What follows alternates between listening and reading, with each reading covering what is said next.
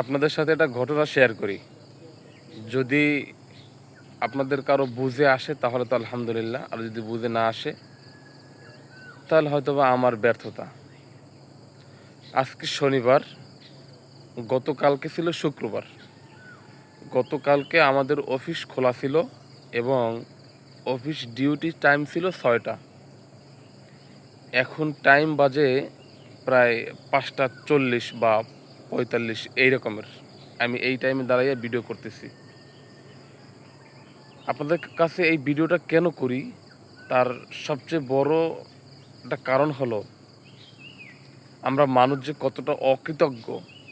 আমাদেরকে যে আল্লাহ সুবহানাহু ওয়া তাআলা খাওয়াইতেছেন, আমাদেরকে যে আল্লাহ সুবহানাহু ওয়া তাআলা দুনিয়াতে বাঁচায় রাইখা সম্মান দান করতেছেন, এটার প্রাপ্য আসলে আমরা না। তারপরও তিনি দয়া করতেছেন, কারণ তার নাম রহমান, তার নাম রহিম। এই জন্য কালকে যখন আমাদের ৬টা বাজে অফিস ছিল, প্রত্যেকটা মানুষ ভোর ৫টা বাজে উঠে তার সমস্ত কাজকর্ম সেরে সে অফিসে যাওয়ার জন্য তৈরি হয়েছে এবং এই টাইমে সে রাস্তায় ছিল কিছু লোক, অথবা কিছু লোক অফিসে এই টাইমে ঢুকেও গেছে। আজকে শনিবার দিন, এই টাইমে ওই মানুষগুলোই এখন পর্যন্ত ঘুমাইয়া আছে। এখন আমার প্রশ্ন হলো, দুনিয়ার চাকরি, দুনিয়ার ডিউটির জন্য যদি আমি আমি আমি আপনি ৫টা বাজে উঠতে পারি, ৪:৩০ বাজে উঠতে পারি, কেউ একজন অসুস্থ হইলে সারা রাত ঘুমাইতে পারি না, কেউ একজন অসুস্থ হইলে তাকে রাত্র ২টা ৩টা বাজে ডক্টরের কাছে নিয়ে যাই,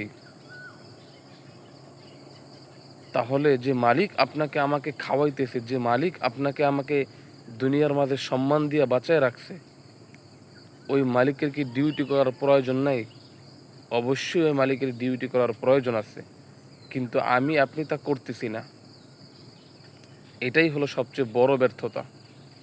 যদি আমি আপনি মনে করতাম যে আমার ডিউটির চাইতেও আমার নামাজটা অনেক বড়, আমি আপনি যদি মনে করতাম আমার অসুস্থতা, আমার শারীরিক অসুস্থতা, আমার পারিবারিক ব্যস্ততা সব কিছুর উপেক্ষা করেও আমাকে নামাজ পড়তে হবে, যদি এই চিন্তাটা মাথায় থাকতো, তাহলে আমি এবং আপনি কালকের মতো এই টাইমটায় আর ঘুমাইয়া থাকতে পারতাম না।